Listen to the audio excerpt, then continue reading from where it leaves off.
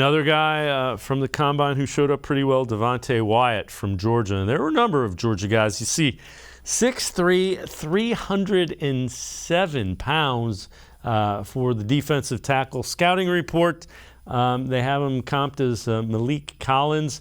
High active defensive tackle, decent strength, is made for movement and disruptions. Helped himself with better tape against the run and as a pass rusher. And when you have movements and disruptions, that's a pretty good thing. Here's Wyatt talking about how he can help an NFL team.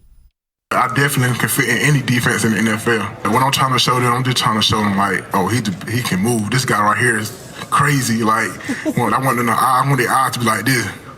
So definitely that's something I want to show off. And yeah, there's a couple of guys like that on that Georgia defense. But when you're that big and you move like that, you want that guy on your defensive line.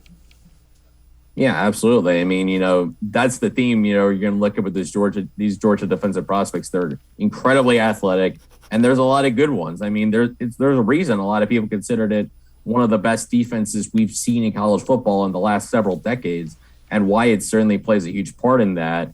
How much of a part everybody plays is kind of be interesting, kind of see how that all plays out when they all kind of go their separate ways. But Wyatt's certainly a very interesting player, tested extremely well. If the Browns were to be able to get him in the second round, I think he'd be a tremendous fit, a tremendous disruptor in the middle, power, can play well against the run. I think the negative for him and what could ultimately be the red flag that keeps us out of Cleveland, he's 24 years old, and that's pretty old for a draft prospect. Again, going back to what I was saying before about how Andrew Berry has never drafted a guy who's older than 22 at the time of the draft. Now, this is an older draft class. I'm going to say that right now. Obviously, with the pandemic, a lot more super seniors in this class. This is an older class, so maybe he bends the rules a bit, especially if a player like Wyatt is there for him.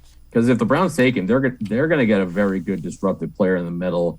And, that I could argue is almost as big a need as having, a consistent guy opposite Myles Garrett. Because if you can have both those things, you can really take this defensive line to another level, even with the attention teams are putting on Myles Garrett. Because if you have two other guys on that line who can be productive, it would be a real pick your poison type of situation, kind of like what we saw with Garrett and Clowney last season.